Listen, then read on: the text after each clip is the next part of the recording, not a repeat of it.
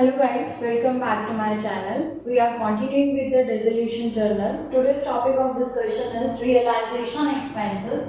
When in the question it is meant that few expenses have been met by the firm which were the realization expenses at the time of the dissolution. How these are to be treated, we are going to discuss the same.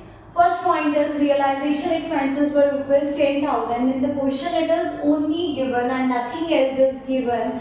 That means the firm has to make a payment. Money is going out of the business with rupees 10,000. For what purpose business is making a payment of rupees 10,000? That is realization expenses. But at the time of the dissolution, we can't name the expenses, rather whatever expenses have been dealt should be transferred to which account, that is realization account. So which account is to be debited here? Realization account is to be debited and the money is going out of the business. That's why bank account is credited here, being realization expenses met by firm. Here the supposition is this, that the firm's realization expenses were belonging to the firm and also met by firm. If the question is silent, that means the firms were responsible for meeting the realization expenses and firm has paid the realization expenses. So that's why realization account debit to bank account. Now the second point is realization expenses met by X, a partner, for rupees 10,000. Now here in the second point, expense was of firm but paid by is the partner. So if the question is silent, whose realization expenses were there? These were belonging to the firm. So in the books of the firm, the expense should be debited with which account? That is realization account. So the firm expense have been debited to realization account. But here the firm had not made the payment, rather payment had been made by the partner X. So who has paid the expenses? X. Now X has become the creditor of the firm. That's why his account is credited. That X is now creditor of the firm. X will receive money from the firm for rupees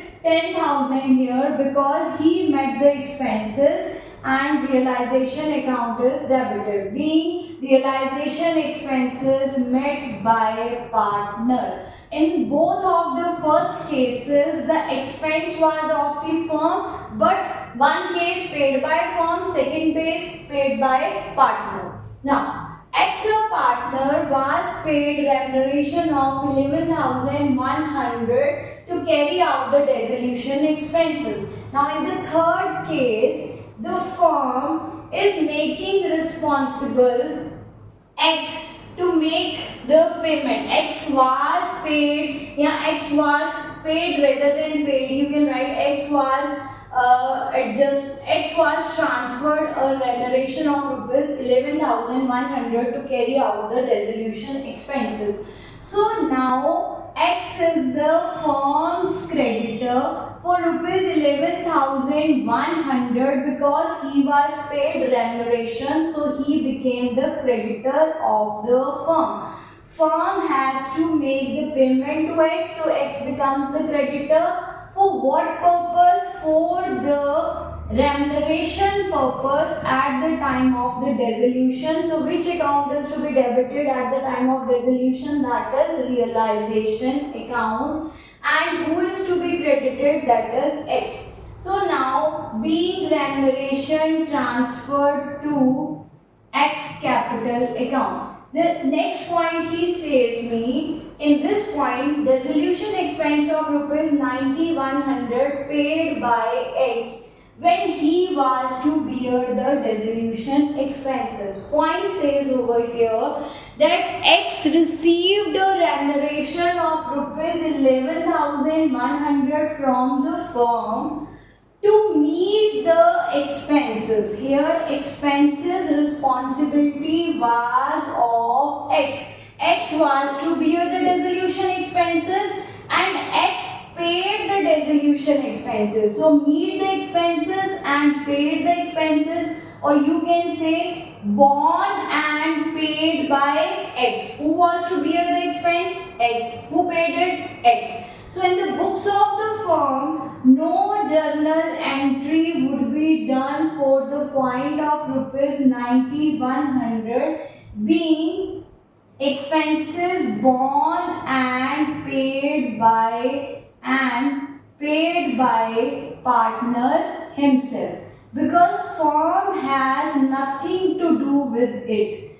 Firm made him a payment of rupees 11,100 to meet the dissolution expenses himself, and he himself paid the dissolution expenses, so no journal is required in the books of the firm. It's like, you can take an example.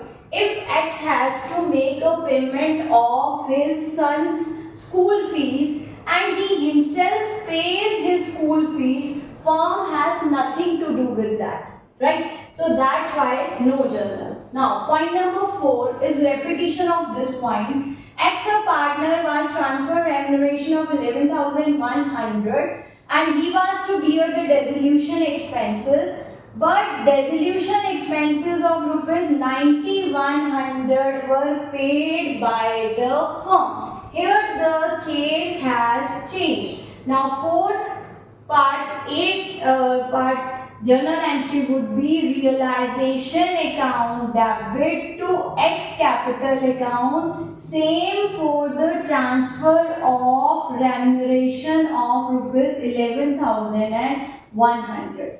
But for the point B, what has happened? The expenses which were to be borne by X here were to be borne by X but paid by firm. So now out of the firm's bank account, money is going out. Money is going out, but not for the firm's expense, rather for expense of capital, X partner. So who was only responsible to make the payment of expenses? That is the partner. So partner account should be debited in the books of the firm, and firm has made the payment, so the bank account is credited for rupees 90,100. The difference in the both case, if the expenses of the partner and paid by him himself, no journal is required. If the expense of the partner being expense of partner but met by firm, then firm is making the payment on the behalf of X, right? So you can take an example over here, like if I am responsible for any of the expense and you are making a payment, from your account money is reducing, but for whom you are making payment? For me. So you will debit my account to bank account. The next is the fifth point. Total realization expenses paid by firm are of rupees 8,000. Now to bank account, firm made a payment with rupees 8,000. How much money is going out of the firm's account is rupees 8,000. Now out of which 5,000 was to be borne by X. That means out of it, if 5 belongs to X, how much belongs to firm? Belongs to firm is rupees 3,000. Out of total 8,000, rupees 3,000 were of the firm and 5,000 were of the partner. So the expense which belongs to firm should be debited with which account? Realization account. And which belongs to the partner should be debited to the partner's capital account. So here firm is making a payment of 8,000 to bank. 3,000 was firm's expense, which account is debited? Realization account. Now rest expense was belonging to X, so whose account would be debited? X capital. So right over here, being realization expenses paid by firm. So we pass the narration for this point. Now the point number 6 is here. Total realization expenses paid by X. Now in the case of the firm, we need to see that how much expense was of X and how much was belonging to the firm. Here he says out of which he was to bear 5,000. How much total is paid by X, right? 8,000 rupees paid by X, right? And 5,000 he has to bear. 5,000 was X expense, right? It was X expense and met by him. Then 3,000 rupees were of firm's expense. I have already told you that if X son's school fees is to be borne by him, right? And is paid by him, no journal for that. So here 5,000 was to be borne by him and 5,000. This 8,000, 5,000 paid by X. So for 5,000 no journal is required. What purpose journal is required? 3,000. The expense of rupees 3,000 was of the firm.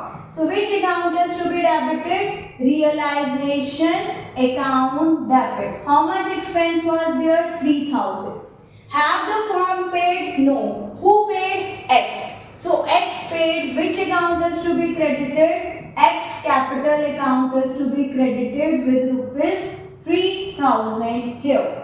Okay, so out of it, 3,000 which belongs to the firm but actually met by X. For that we are passing a journal here. But the expenses for rupees 5,000, no journal for rupees 5,000 because it was the expense of the partner met by partner. Right? So this is the 6th point. Now 7th point, realization expenses of 5,000 to be borne by X and were paid by X. So this is a similar point. 5,000 expenses borne and met both by X. So it is expense of X met by X. Nothing is to be done in the books of the firm. Again, no journal for 7th point for rupees 5,000, and reason is the same, that is expense of the partner met by partner, no journal is to be considered. So here 7th point is also finished. Now coming along. So the last point is realization expenses 5,000 to be borne by X but were paid by Y. So in this case X and Y both are the partners and the expense of X have been met by Y. So who is making the payment? That would become the firm's creditor, but who was responsible for the payment? That would become the debtor of the firm, right? So firm has to receive from X and to give to Y, right? So X has become the debtor over here and Y has become the creditor of the firm because Y paid the expense, so he became creditor, and X has to bear the expense, so we have to receive from X, right? So how much was the value? That was rupees 5,000. So this is how the case of dissolution expenses is to be dealt at the time of the dissolution of the firm in the different cases given over here. Thanks for the day. Like, share and subscribe. Accountancy, keep scoring.